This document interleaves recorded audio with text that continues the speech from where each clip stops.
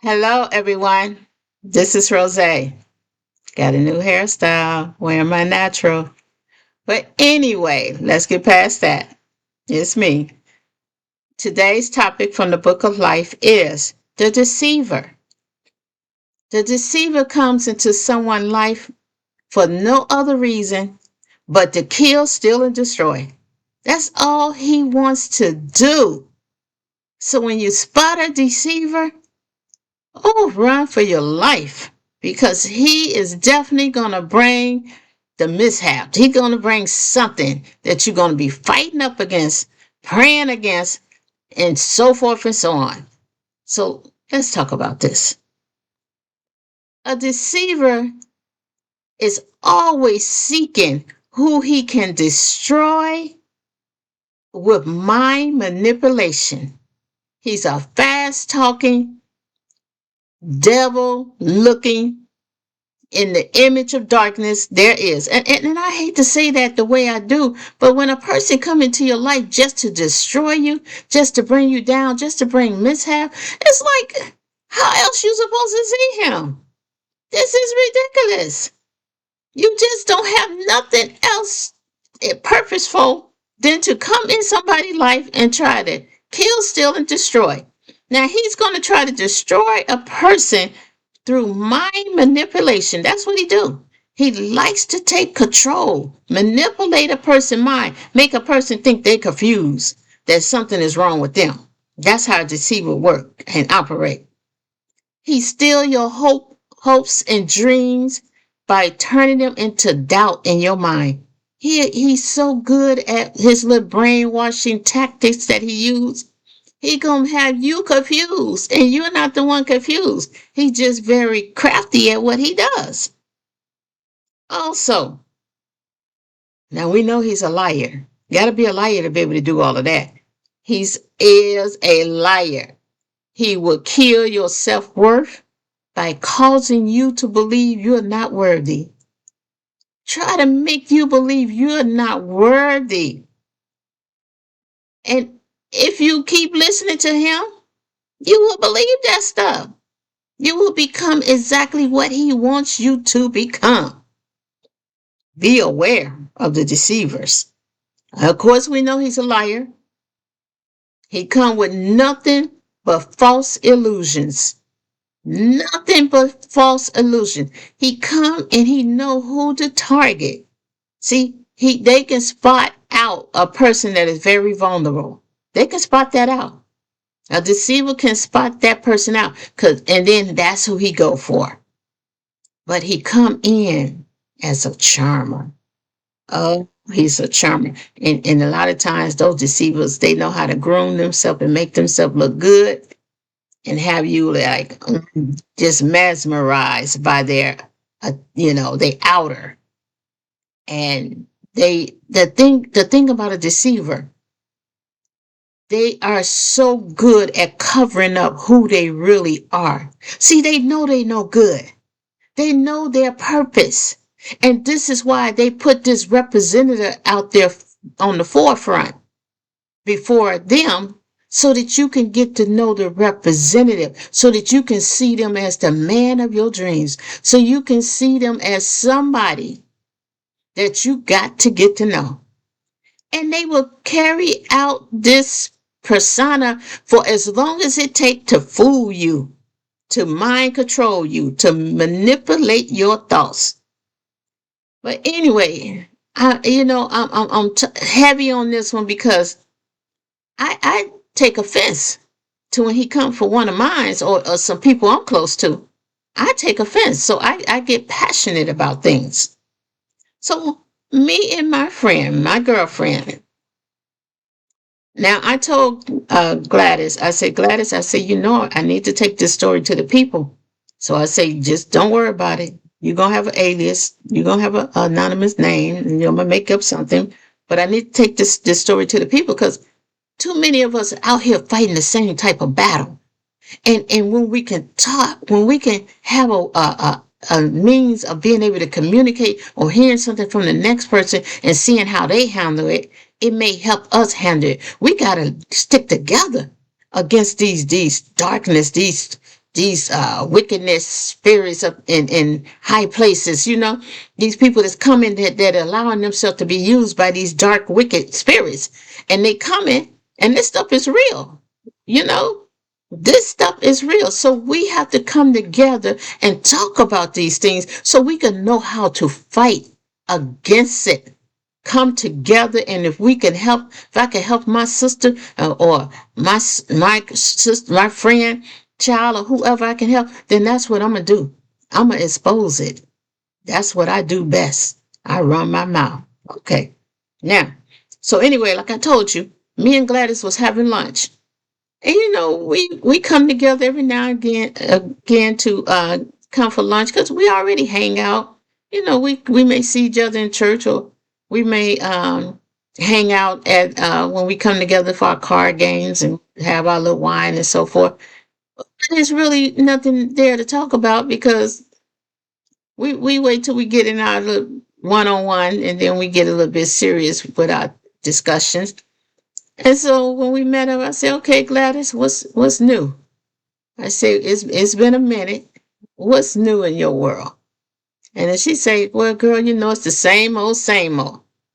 She said, "My daughter was coming to me, and she was talking to me about this guy she been dating for almost 2 years, and she said she's having problems with him, and she said she don't know what to do, and she don't have nobody to talk to because she's embarrassed, and she's ashamed of where she allowed how this relationship to go." So she said she told her daughter that you need to get some counseling. You need to talk to somebody. So her daughter said, "Well, I don't need counseling." She said, "I can see what he's doing to me now." She said, "In the beginning, I didn't." She said, "So I don't need counseling." She said, "I'm embarrassed to talk to anybody about it. I just need to." She said, "I don't know. Maybe I just need to talk to somebody." So Gladys said, she said, "Well, you can always talk to me, Pam. You can talk to your mom." She said, "You act like I didn't have no experience with men before in my life." She said, Pam said, "I know, Mom, but it's embarrassing talking to you." She said, you don't want to talk about sex to your mom." She said, "Some things I just don't want you to know that I go through or that I allow it to happen in my life." So she said, "Well, Gladys said," she told Pam, she said, "Well, maybe you need to find you a group. Those women always have these women empowering groups that you can get you a group to go talk to, or you can talk to. They have these counseling groups where it's a group thing, and maybe you can go to one of those." And she said, "Yeah." She said, "I've been thinking about stuff like that, Mom." She said, "But I'm just so embarrassed and so hurt." She said, "I just can't even talk to my girlfriend." She said, "It just had me where I don't want to talk to nobody." She said, "And me holding it in," she said, "it just makes me where I just sometimes just get in bed and just want to lay down." She said, "I just don't know what to do." So Pam, she said, "Well, Pam, I don't." She said, "I'm trying to give you some advice. I'm trying to help you." She said, "I don't know what to tell you." She said, "You have to find somebody that's older and that been through something, or someone that's your age that been through it. And how you gonna find that?" So then Pam said, she said, all of a sudden her daughter, like a light bulb came on and said, "Oh, I know who I can talk to." She said, "Who?" She said, "Can you ask Miss Rosie if she would be available for me to talk to her?" So when Pam said, when Gladys said Pam wanted to talk to me, I said, "She want to talk to me?" I said, "Well, why, Pam?" And I said, "Well, I understand that she don't want you to hear, things that's going on." I said, "But what advice can I give her?" I said, "I don't know." I said, "What do you think, Pam? You think I should talk to her?" And Pam said, "Yeah, Rosie, we need some help. You got to talk to her." So I said, "Okay," because when she got to talk about sex and all that stuff, I mean, I'm open. I'll talk about it. But I felt a little uncomfortable. I was like, "Ooh, what's she going to tell me? What advice can I give her about that?" I'm not that type of person that conversate on stuff like that. I listen to you, but I ain't going to tell you about my sexual life.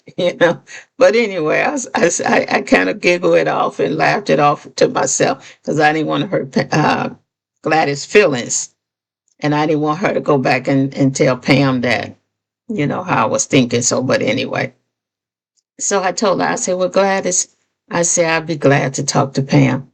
I said, just have Pam give me a call. You know my number. Or either she can come to the house, whichever one is more comfortable for her. Because, sometimes you get embarrassed about saying certain things and somebody be in their face.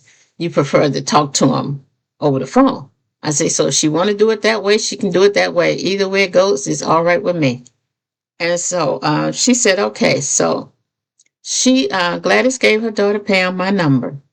So about a week or two later, Pam called me, and she was a little hesitant about talking at first. I had to kind of push her, make her feel comfortable, and just shoot the breeze with her about a little few things. And then I say, Pam, you came to me for a reason, baby girl. I say, you came to me for a reason, and you got to know that I'm not here to judge you.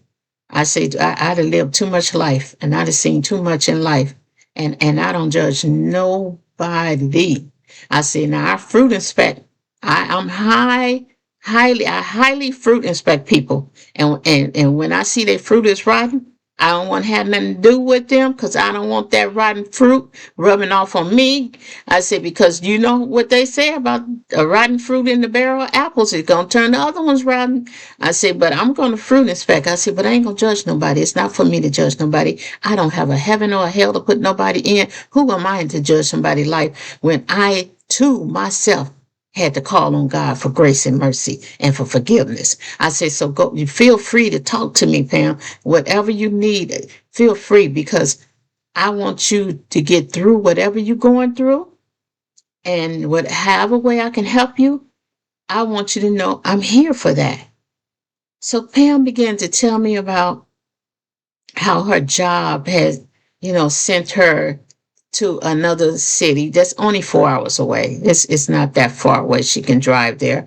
Sent her there for a business convention. I was like, they still have business conventions? I said, I thought everything was through the computer. And so she said, yeah, the type of position, for what I do, she said, yeah, we still have those things. So she said, but anyway, she went to this business convention. It was a 3-day convention. And she said she drove in the night before so she can get to the convention on time the day of. So she said she was sitting there, and Pam says, certain things she's old schooled on. She said, she have a tablet where she can put notes in, but she said she find that when she take her tablet to take notes, especially when they're in a meeting, she can write faster than she can do the little tablet thing, type on the take notes on the tablet. So she said, so she always go with her little her paper tablet, not the computer tablet. She go with the little notebook paper tablet, and she take ink pens and stuff. So she said she was there at the convention, and she said she had a seat, and she said this handsome guy came and sat next to her. Good looking man, had his business suit on, and she said she looked at him, and she said he looked like he should have been one of the speakers, because most of the people that came to the convention, they didn't dress up in a business suit. So she thought maybe he was one of the speakers. But anyway, he sat next to her because she kind of sat close to the front. So she said that as when the speakers was coming up, they had different speakers that came up and on the first day, and they did other things. They went out to different workshops on the other days. They did other things, but this first day, that's what they did. They had speakers that spoke. So she said the guy that sat next to her, he took out his cell phone, and he was using his cell phone to try to take notes on it.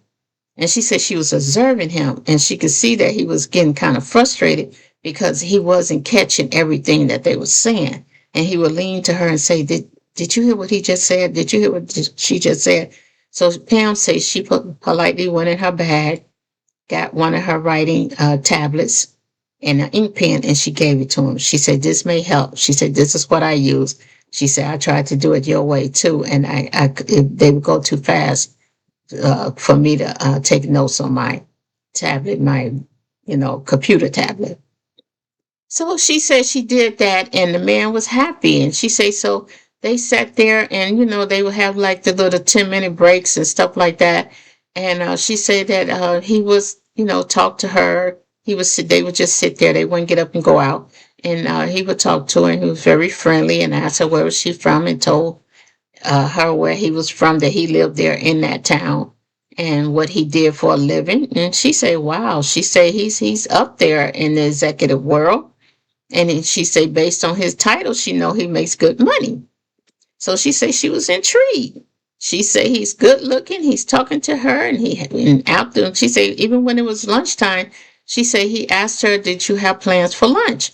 She said, "No, I don't have any plans." And he asked to take her to lunch, and she accepted. So she said they went out for lunch. They sat and they talked at lunchtime, and they talked about, of course, their work environment, what they do on their job and where they live and so forth and so on. She said they talked about all of that. She said he never asked her about was she in a relationship, was she married, anything like that. They just talked about what they did and who. So she said by the end of the third day, she said, because he kept wanting to hang with her every time they had a break. So by the end of the third day that they was there he told her, he said, well, I would really hate to lose touch with you. I enjoy talking to you, and I would like to spend some quality time with you, get to know you better. And he asked Pam, he says, is it okay if I have your number, if I call you sometime? And he said, that's if you're not married or in a relationship. So Pam said he knew all the right things to say. And she told him, no, I'm not married. I'm not in a relationship. Sure, I would be more than happy for us to stay in touch. So Pam, they exchanged phone numbers.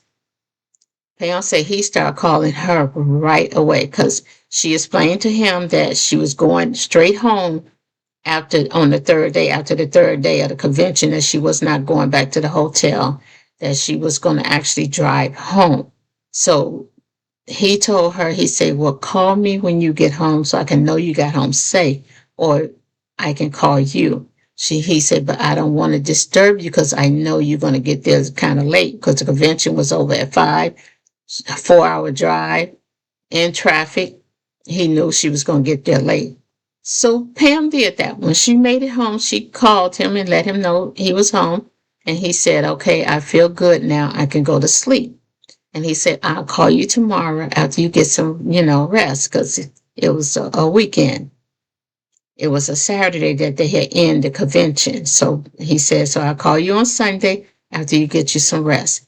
So Pam said he followed through on what he said. He continued to call her every day. She said that her and this man, they talked for 2.5 months.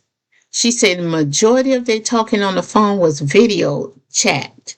They would video chat each other, and they would talk because he wanted to see her. He didn't want to just talk to her. He wanted to see her face as he talked to her. And that made Pam feel really good. So they did that for 2.5 months. Then he told her, she said she got to know everything about him, and she told him everything about her. So then she said that at that point, she was telling me that she said, well, I had to turn some light on because I can't see. So she told him, she said, I really enjoyed being with you and talking to you and so forth. And then he told her, he said the same here. And she said, I would love to, maybe come and we have dinner, or you come here. And he said, you took the words right out of my mouth. He said, I was trying to figure out how to ask you uh, about our relationship moving to the next level. He said, I have been trying to figure that out for a couple of weeks. And he said, so since you said what you said, he was like, it just opened the door for me to ask. And she said, well, you shouldn't have been nervous about asking me. She said, but I'm glad I did open that door. So he said he came and he told her, text me your address. The next weekend, that next Saturday, I will come over and take you to dinner. And he said, I get a hotel room and so forth. And so Pam said she kind of, got quiet when he said they get a hotel room. She said she didn't want to invite him to her house in that way the first time. And she said, but she wanted to. So she said, so he came like he promised. And she said he's got a hotel room. He came and picked her up, took her to dinner. He came back to her house. She said she felt comfortable with allowing him to come back to her house. And they had a glass of wine. And she said, and that was it. And he politely called it an evening when it got late. Said he was the perfect gentleman.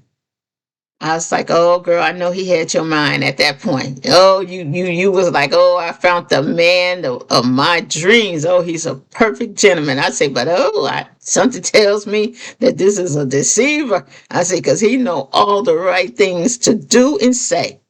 I say, so okay, come with it. What happened, Pam? She said, well, she said, when he was there, they was discussing, had a discussion about him wanting to come he didn't want her to have to drive 4 hours to him, and that he wanted to come every other weekend and spend time with her. And so Pam said, she was like, yeah, I would love that. And Pam said it took a lot for her to say it. She said, but she said, I guess it'd be okay if you stay at my house. I do have a guest bedroom. You can come and stay at my house. And he was like, okay, good. Because he said that'll save a whole lot of on hotel rooms. So 2 weeks later, he came and she showed him to the guest bedroom so he can put his luggage in there, his little overnight luggage thing. And so she said, this particular time, things got hot and heavy. They both had talked about how long it's been since they been intimate with someone. She said, in the course, after they got back home from dinner, they had the wine, put some music on. He talked to her about, what do you like to hear for music? And he put some music on. So the next thing you know, they end up sleeping together. He ended up sleeping in her bed. And Pam is one of those neat people. She's a neat freak. She don't like germs.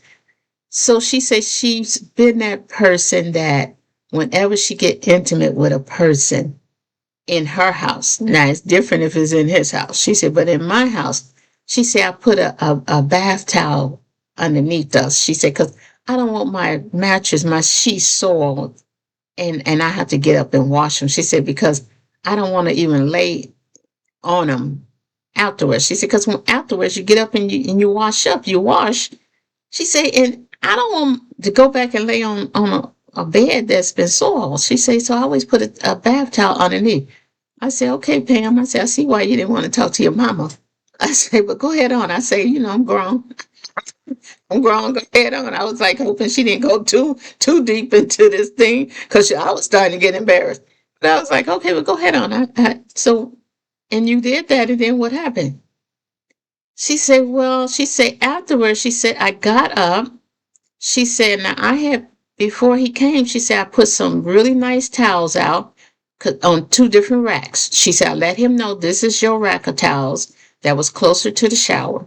She said, I put mines on the rack that was I had to get out and walk to get, a couple of feet, a couple of footsteps to get my towel off the rack. She said, but they was the same color towels. She said, and I used the same color towel on the bed for us to lay on. She said, I didn't think nothing of it. She says, I really didn't that I was using the same color towel. So she says she went afterwards, got up and took the towel off the bed. She put it in a dirty clothes hamper and she went and she washed up. And, because she said they had, took a shower and everything before they got in bed. So she said she went and she washed up. And then so she said that he went and washed up after her. So she said the next morning, he gets up early. He gets up early and he goes in the bathroom. And then she says she can hear the water running, but she didn't hear the shower going. And she said, so she figured he was washing up again, freshen up. Then he came out the bathroom. He told her that he was going to go get them some breakfast. He wanted to get some coffee and some muffins and whatever, some croissants and stuff like that. So she said, okay. So she said as soon as he left, she got up and she got in the shower because she wanted since she had company, she wanted to be fresh, not just wash up. So she said she got in the shower and she grabbed her towel where she know her towel was at, where she had put her towel. So she said she dried off with her towel, and she said as she was putting lotion on, she kept saying, "What is that smell? Why does it smell like sex in here on me?" She said, "I just showered. Why do I smell like sex?" So she said she went and she smelled her towel, and it was the towel that she had put in the dirty clothes hamper.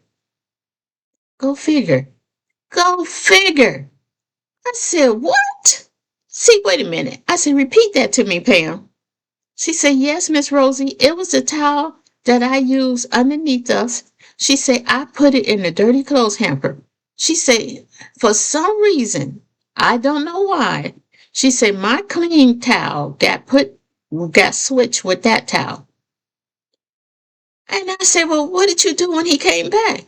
She said, "I was too embarrassed to even say anything to him."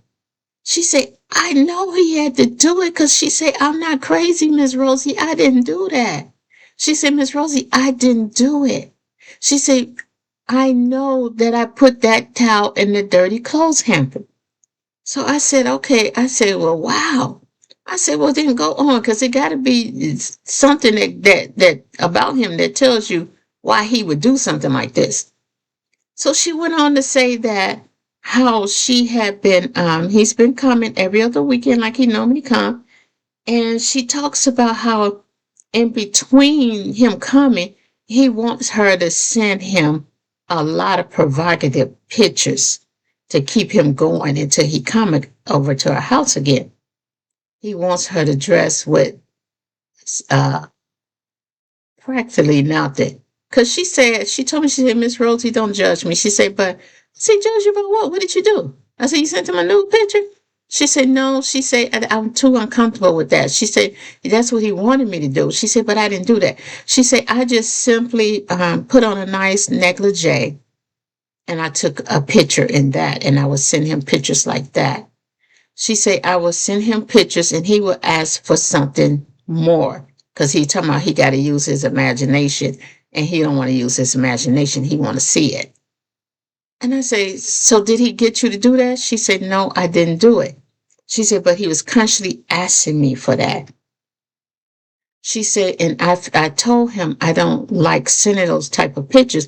And then he was trying to convince me that he is a gentleman and that he respect women and he would never show a picture like that to anybody but to him. It'd be just for his pleasure to keep him in between the every other weekend. And so she said she would try to get a sexy lingerie that was had the bikini panties and the little top, so she could send it like that because she didn't feel comfortable with sending something that showed her body parts, her private body parts. You know what we're talking about. So he still wanted more. So she said she just ignored him and she said, "This is all I'm gonna send you." So then she said, he got to the point where he would brag all the time about his money and how much money he made and how he's doing good for himself and how he makes enough money he can, take care of a household and take care of a wife and all this stuff. He's talking all of this stuff that she wants to hear.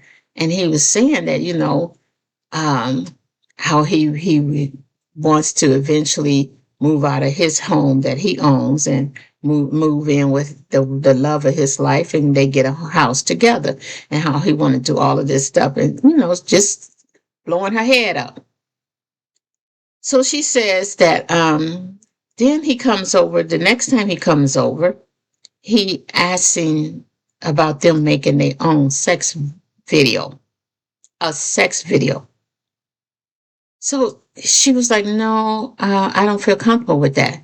So because she was declining him on what he wanted from her, he stopped doing certain things. It was a tit for tat type thing. It's like he stopped doing certain things. He stopped taking her out to eat when he would come.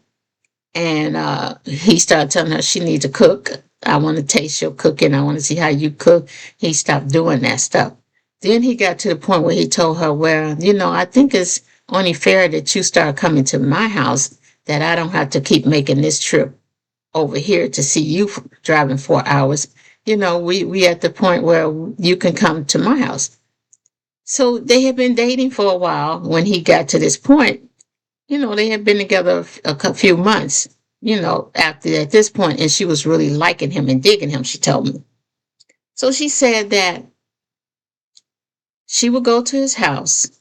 She started going to his house. She said, well, he's still a gentleman. I don't like the things that he want me to do for him, these provocative things, but I still like him. He makes me feel good. I like talking to him. I'm into him. And she said she was falling for him fast, and she was really liking him. And she liked the fact that he wanted to spend his weekends with her. And she said, but when she started going to his house, he would tell her to bring something sexy that he wanted her to wear. He wanted her to wear sexy clothes. Then he'd be wanting to take her to where his boys was hanging out, telling her that let's go out tonight. Let's go out. And she didn't know where she was going. He was like, wear something sexy when you're going to go out and have a good time. So she'll put on something sexy, and he'll take her to the pool hall where the boys are hanging out, smoking cigars and playing pool. It's like a gentleman club type thing. She said nothing never guys. So she said he would take me there, and she said I would feel out of place because he got me around a bunch of guys looking like a $2 whore. And I said, girl, you didn't look like no $2 whore. I said, I know you didn't go out. I said, you made it felt like that.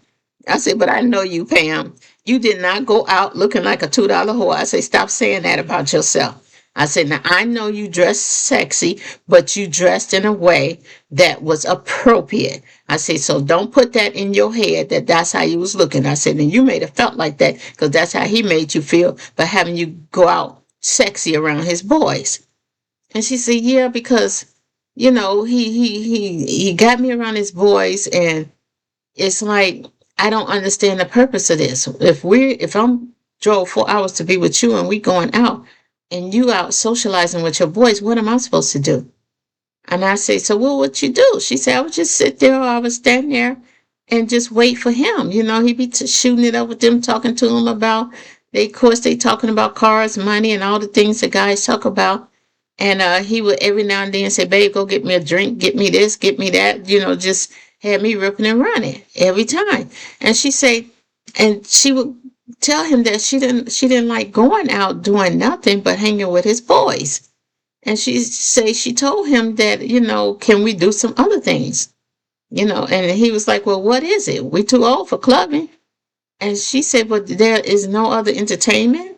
Besides, she said, we don't even go out to dinner no more. He said, well, I like the way you cook. So she said, every time she come, she got to cook. And she said a lot of times he would want something that he wouldn't even have the food there for her to cook. And she had to go to the store and get it. And I said, wait a minute, you spending your money to go get food to feed him? She said, yeah, because he would say that I want this and I want that. I want you to try this dish and try that dish. And I got to go spend my money. I said, well, did you ever ask him for money? She said, a couple of times I had to. And I said, well, okay then. And I said, well, I said, did he ever give you gas money for driving there like that? She said, no. I said, so how often did you drive? I said, because he was coming to you every other weekend. She said, he wanted me there every weekend. I said, wait a minute. You driving to his house every weekend? She said, yes. She said, I would go Fridays immediately after work, and I would come back Sunday evening. I said, he wouldn't give you gas money and wouldn't fill up your tank. She said, no, he never did. I said, did you ask him?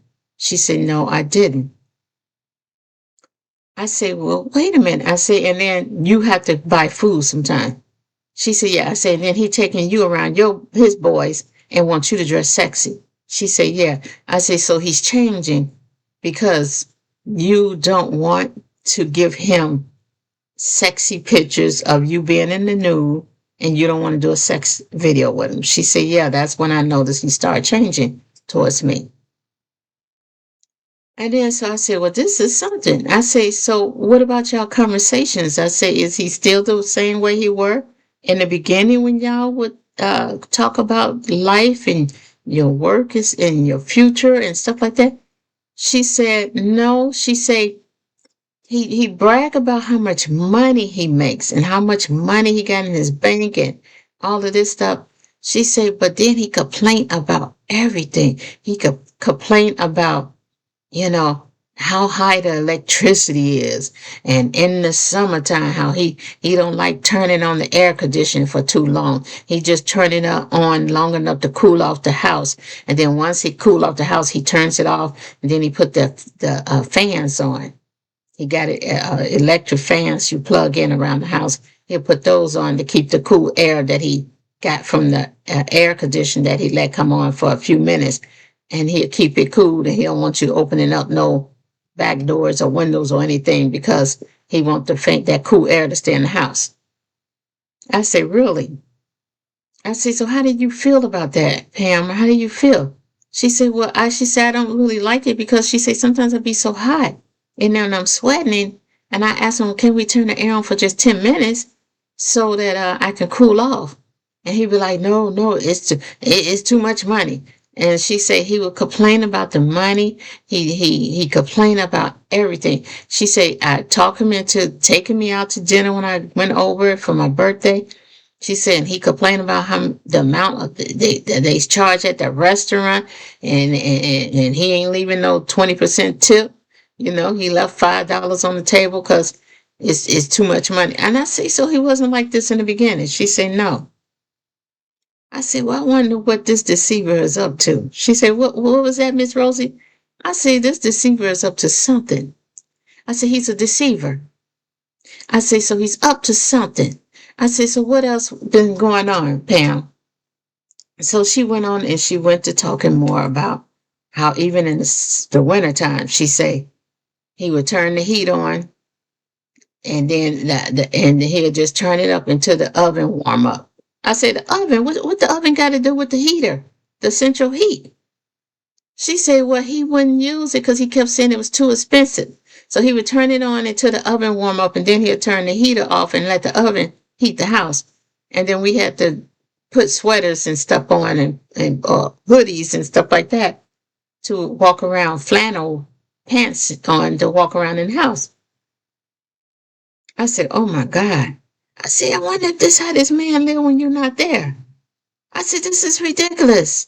She said, yeah. She said, I was taken back. She said, I really didn't know he was this way because he was such a gentleman with me. And he was, in the beginning, he would open the doors for me when we go out. He was so polite, you know. She said, you know, he would first, you know, taking me out and everything. She said, I don't know what happened. I said, well, the true him is what's happening. This is who he is. I said, that's what deceivers do. They put their representative out front. I said, the thing is, they know that they are, that who they are. They know who they are. They know ain't nobody gonna want them the way they are, but they want to keep you long enough in the relationship where they feel like they got their hooks in on you and that you're weak for them. And then they'll show their real self because they know don't nobody want their real self the way they act. And she said, yeah, because now he began to argue with me, and he would say little things, and I would be like, well, what you mean by that? Because he would make little comments about as though another woman. And I said, well, what you mean by that? She said, well, she like for Thanksgiving, I was telling him what was we going to do for Thanksgiving and stuff. Did he want to come to my house or go with me to my family house? Because we always come together and cook. And I said, yeah, I know you and Gladys always do that. And I said, but he didn't want to do that. She said, no. She said he was like, he was telling me that he wanted me to come there, or he'll think about it and he'll see what was up. And she told him, she said, well, look, I never miss one of my family gatherings at Thanksgiving. She said, but I'm willing to, you know, go for a brief moment, or if you don't want to go with me, and I can bring you back a plate and you can come to my house. And so he said he would do that. He said he would come. So Gladys, Pam says, she said, Miss Rosie, I was waiting on him to come. He did not show up. He told me he was going to be there by a certain time. She said, I tried to call him. His phone went straight to voicemail. He just ghosts me. I said, what? I said, he ghosts you? She said, yeah, he ghosts me. I said, okay then. So then what happened next? When did you get a chance to talk to him again? She said he called me the next day after Thanksgiving like nothing happened. He didn't even bring up Thanksgiving. He didn't say, how was your Thanksgiving? He didn't say nothing. I said, did you say anything to him? I thought you was going to come. She said, yeah. She said, I told him I thought you was going to come. And he said, oh, no, no. No, you got that wrong. I went to my neighbor's house. I said, oh, that's what he claimed. He said, yeah, didn't I tell you? He said, I told you I was going to my neighbor's house. She said, he tried to make me believe I forgot that he told me he was going to his neighbor's house. And she said, I kept telling him you didn't tell me that. She said, I was waiting on you to get here by a certain time. He kept telling her, it's all in your head, girl. It's in your mind. What's wrong with you? You can't remember nothing? She said he was making her feel like something was wrong with her, like she was dumb, that she couldn't remember that he told her that he was going to his neighbor's house. And he's saying something is wrong with you. Why you can't remember that? That's not unusual for a person to not remember something like that. And I said, okay, now this is where it started. This is where the deceiver started to do mind manipulation. She said, I told her, I said, I was waiting on that to come. So then she said, she let it go. And he told her the same thing for Christmas, that he was coming for Christmas. She said he did the same thing for Christmas. She said, but when he called her the next day, he didn't ask her how was her Christmas going. He just simply said, he said, girl, he said, that gumbo I told you that I was going to make for Christmas, he said it came out good. He said, and I had her bring, this dish, that dish, this dish. And she said she was listening to him saying her. What did he mean by her? Who is he talking about when he's saying he had her? So she said she just got quiet. So she said, is he trying to make me jealous? Why does he keep saying he told her to bring this and that, and she brought it? And so she said she just got quiet. She wouldn't even question him because she said she felt in her gut he wanted her to be jealous. And I said, well, I'm glad you didn't say nothing. I said, because there again, he was playing with your mind. I said, because see, he wanted you to come to him for Thanksgiving and for Christmas. He didn't want you to go to your family house. He wanted total control. He wanted you with him. He wanted you at his house spending your money to buy food for him to eat so he can have a Thanksgiving at his house with just you and him and a Christmas at his house with you and him.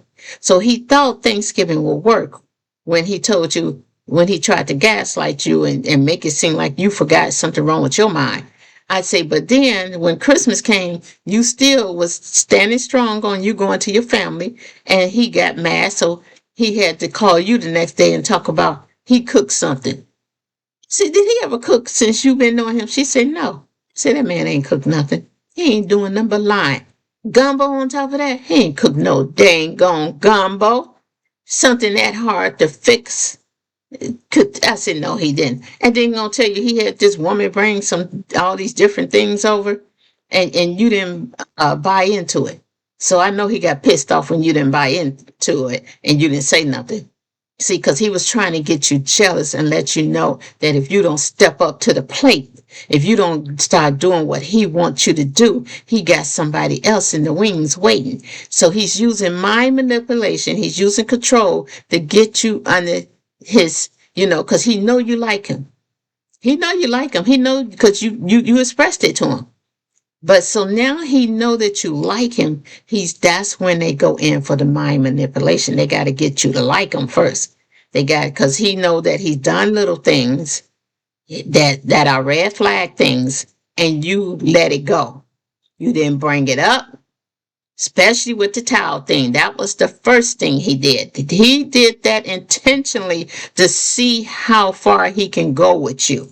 See, he did that towel thing because he knew you was going to know that he switched those towels. And if you didn't say nothing to him about that, and if you let it bypass and you continue to see him, he knew you was weak. At least that's what he thought in his mind, that you're weak. You're vulnerable. This is what they look for. This is what deceivers look for.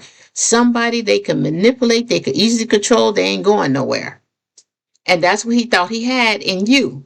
So he used that first red flag and you stayed there and you didn't say nothing. But it's okay. Don't you feel bad about it. I told her, I said, don't you feel bad about it? I said, because the thing is, this is what we do as women, and it's not that we enjoy taking stuff off of people. We give people the benefit of the doubt. We try to say that maybe they're having a bad day. We make excuses for them because we are nurturers, and when we cling to somebody, we cling to them because we are nurturers. And so we give them, you know, we give them excuses within our own mind. We may not ask them for an excuse, but we justify what they do. And we give them that grace. We extend too much grace to people who don't deserve to get the grace from us. I say, but that's what it is. I say, yeah, he figured I got her now because I did all these things that came up as red flags and she's still here. He did what he did to you, gaslight you. That was the beginning of letting him know, okay, now he can go further. And then he did it with the woman thing. I said, okay, now come on, tell me, because I know he went further than this. She said, yeah, he did. He just kept trying to make it seem like it was something wrong with me and my way of thinking was not right and that I needed him to think for me I need to come to him for advice on what I should do, even down to my spending. He would ask me what I spend my money on and tell me how he can help me better balance budget my money and that I spend my money on frivolous things and stuff like that. And she said he just got to the point where he was like really feeling like he was controlling me. And I said, that's how you felt, right? And then she said, yeah. I said, because that's what he was trying to do. That's what he was doing. And then so I said, even though you knew what he was doing, you stayed there. And I say, and the thing is, I say, the thing about people like him that are deceivers, I say, when they use those controlling tactics on you, I say, it's like that science project when they tell you how you could put a frog in water, in just warm water, and you could put it on, put the water, the pot that they're in on the stove and turn up that heat just a little bit at a time, and that frog will stay right in it. It won't leap out because the heat been turned up a little bit at a time and the frog get adjusted to that heat. Then you turn it up a little bit more, the frog get adjusted. The frog know the heat went up, but it get adjusted to it because you only turning it up a little bit at a time. And the frog still know that it stays in that water because the water it's only being turned up a little bit at a time. And even when the water become boiling hot, that frog would not jump out that water. I say, so see, that's what deceivers do. They turn up the heat on their deceitfulness a little at a time to where you still stay with it because you still hoping for the best in this relationship because you started off and you got all these fond memories of how it started off and how good he was to you. Then he turned it up a little bit more and a little bit more and you stay with it because he's doing it gradually. And you stay with it hoping that it's going to get better. It's going to go back to the way it was in the beginning. I say, and then now he's doing mind manipulation. He wants to control your mind. He wants to tell you that you have a problem with your memory and you making up stuff and it's all in your head. I say, is that what he's doing to you? She said, yes. I say, see, that's what they do. And then he started attacking your self-worth and start telling you now because you don't want to dress and give him this stuff, sexy videos and stuff. Now he want to attack your self-worth and put you down and tell you, but at the same time, he want to put your body down and you know your body is banging. You know you got a beautiful body. But then at the same time, he want to feed you a bunch of cake and ice cream, I bet you, huh? She say, yeah, how you know that, Miss Rosie? I say, because he don't now he'd already showed you off to his boys. And now because you don't want to come and give him all the dress all sexy with pictures and naked and all that stuff. So he wants you to get fat now. He want to damage you. He wants to damage you now. I say, so he wants you to get fat. I need to take a water break because I got a tickle in my throat. So bear with me.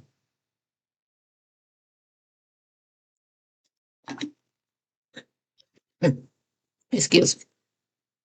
I say, so he wants you out of shape.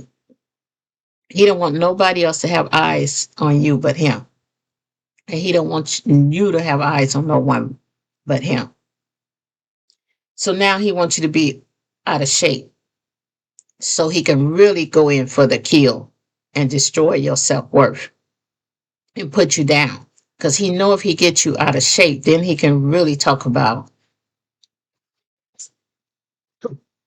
excuse me, I say, so he can really talk about the way you look and start making you see yourself as an overweight fat person that is ugly and nobody gonna want you but him. I say that's what he's doing. That's why he's bringing you all those sugary things that you didn't eat before, that he didn't bring you before. So now he want to constantly want to take you out somewhere to eat ice cream and get cake and all this stuff. Want to come and bring danishes to you all the time, or want you to pick up some danishes now that you driving to see him. And she said, yeah. She said, that's what's going on. I said, it's mind manipulation, baby. I said, you got to get out of that. And she said, Miss Rosie, I tried. She said, I told him that she said I began to see what he was doing and I wasn't feeling good about myself. She said I was feeling exactly like you said. She said I would get in my bed sometime and I just want to lay in bed. She said I didn't even want to go nowhere. I didn't even want to drive the distance to come see him no more. She said I just didn't want to no more. And she said, and I would just try to make up excuses, but he would demand for me to come and I find myself going. And she said, and I'm like, why am I going to this man when I got to put my gas? She said, I even told him one time I didn't have no gas. And then he started yelling at me about what do I do with my money and how is it that you going to have a car with no gas? How you going to get to work? She said, he started talking down to me. And she said, so I just finally told him that I think we need to take a break. I think we need to break up. And, I just don't want to do this long distance relationship no more. I don't like the way, she said, I don't like the way he's making me feel, Miss Rosie. She said, I just wasn't happy no more. For a long time, I wasn't happy. I said, so what did he do when you told him he wanted to break up? I said, I know what he did. He tried to make it seem like something was wrong with you mentally. And what did come on, tell me what he said. She said, yeah. She said, when I told him I wanted to break up, he started telling me that, she said, and I was trying to explain to him why. He told me to shut up talking, just be quiet. Don't say nothing. He said, I need to talk to you and I need you to listen to me and I need you to hear me. And she said that she was listening and he was telling her that, all about why she needed him and that how they were a good couple together and how good he had been to her.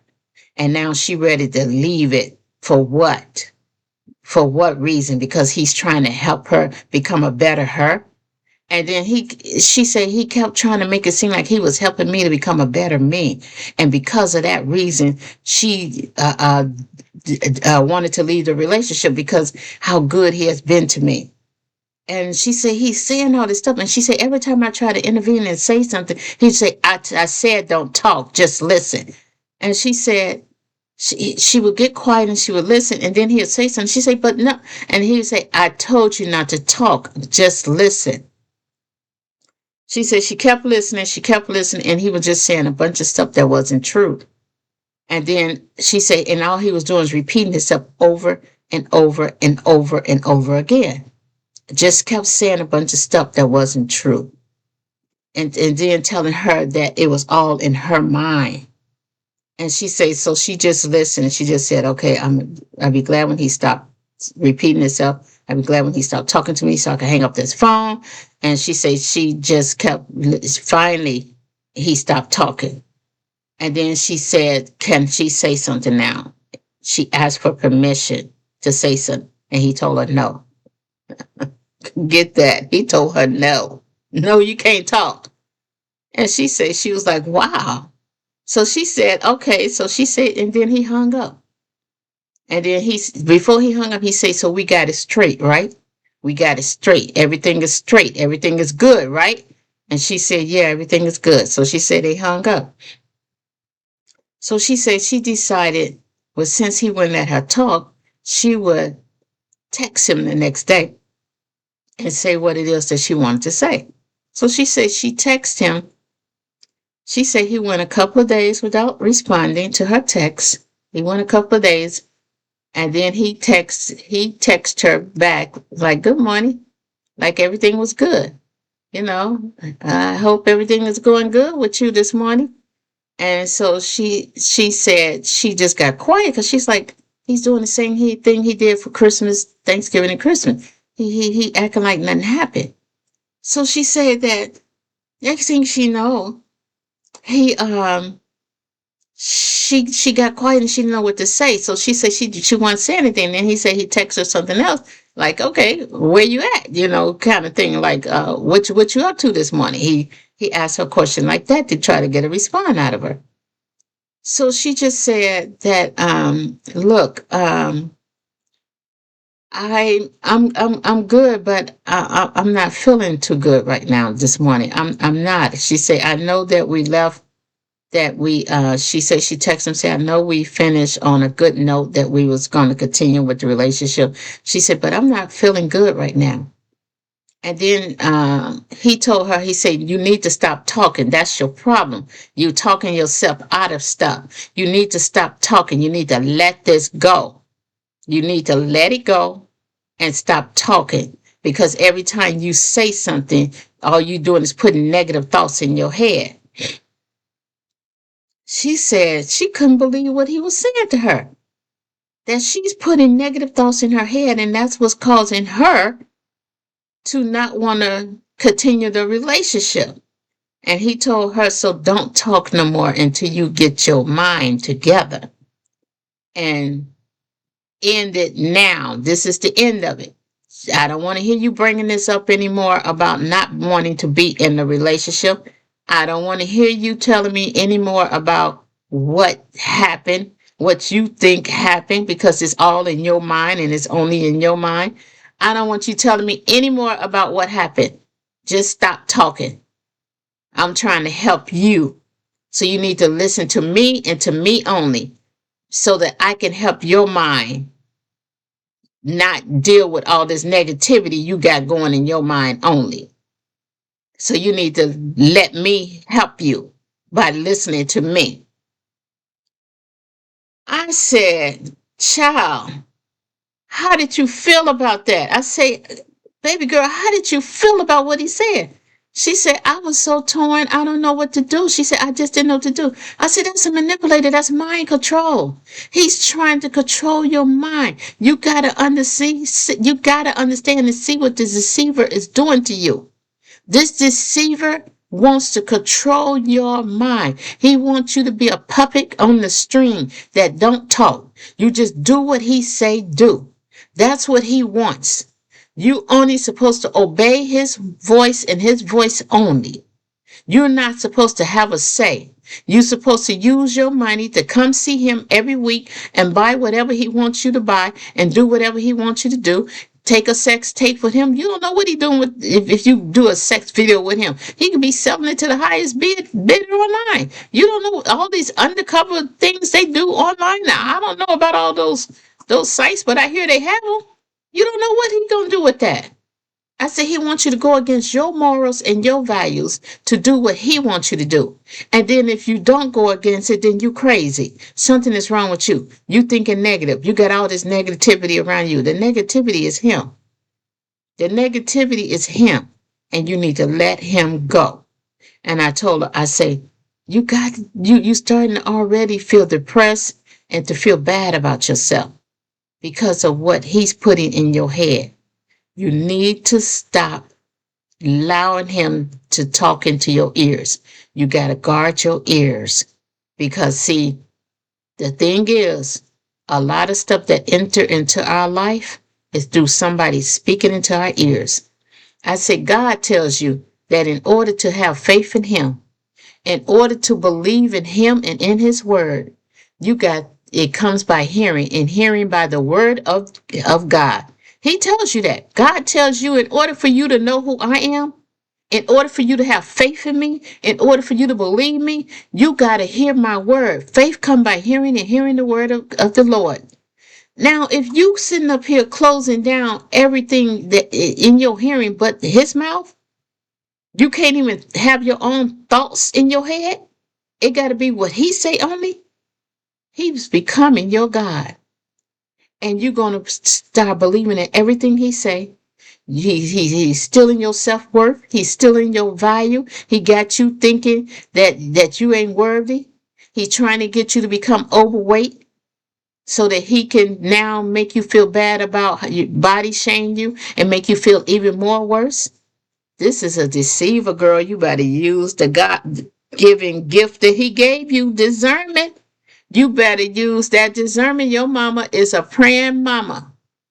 Even if you can't tell her about what you're going through, you have her pray for you. You have her pray for you because your mama gonna come to the girls and she gonna come to us and she gonna say, I need for us to touch and agree. Because when two or more come together, oh, God is in the midst of it. So she gonna tell you. She may not put your business out there, but she'll come to us in a minute and say, I need y'all to pray because Pam is going through something and I need y'all to pray. And we ain't gotta know what you're going through. We're going to touch and agree that whatever is trying to bind you up, that hey, we're gonna loose that thing. We're gonna get it off of you. Well, we're gonna pray that darkness up off of you, girl. She said, I say, so here's the thing. I say, you came to me in confidence, and I asked her, I say, but I need to know something.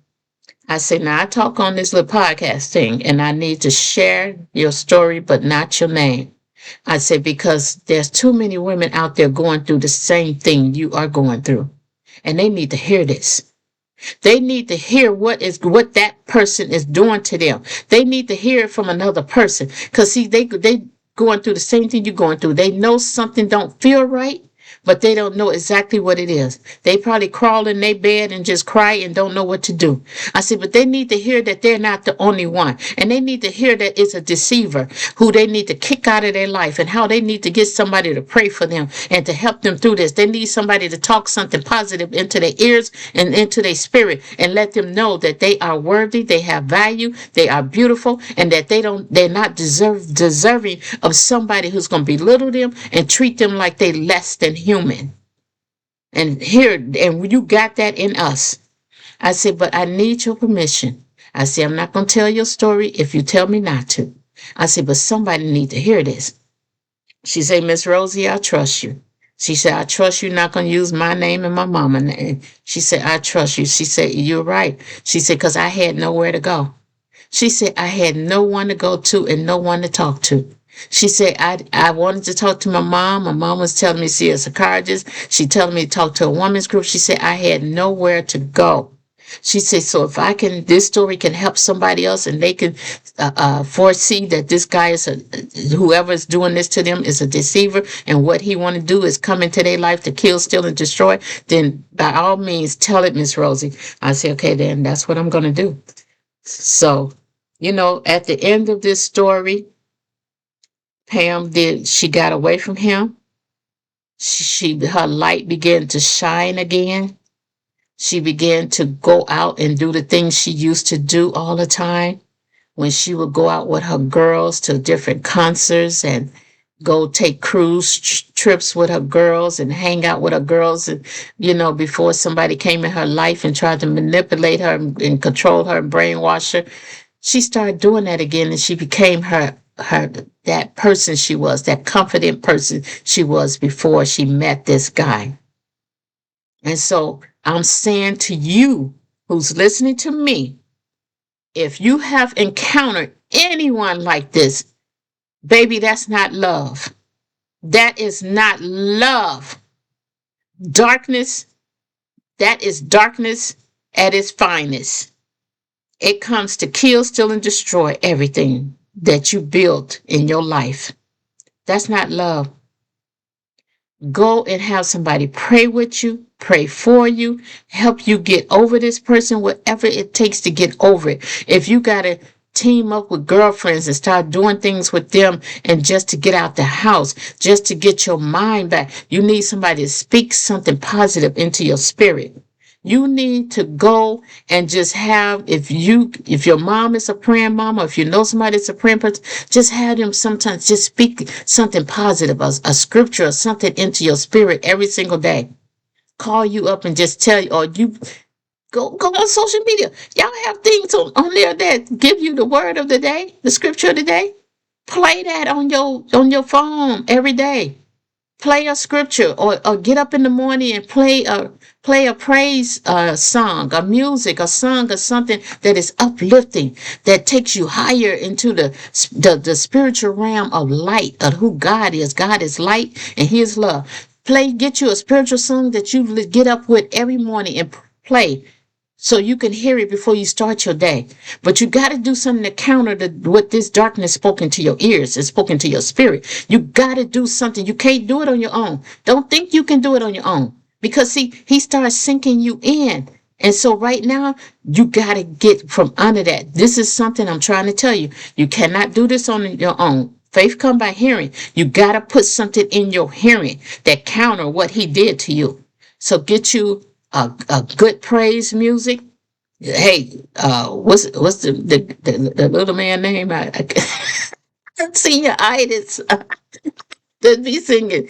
Cliff Franklin. Get you some Kurt Franklin. Get you some Mary. Take the shackles off my feet. Get you something that type of praise music that gets you going, make you want to dance. Get you some of that and put it on, and help you to get out of what someone's spoken to your spirit that's taking you down.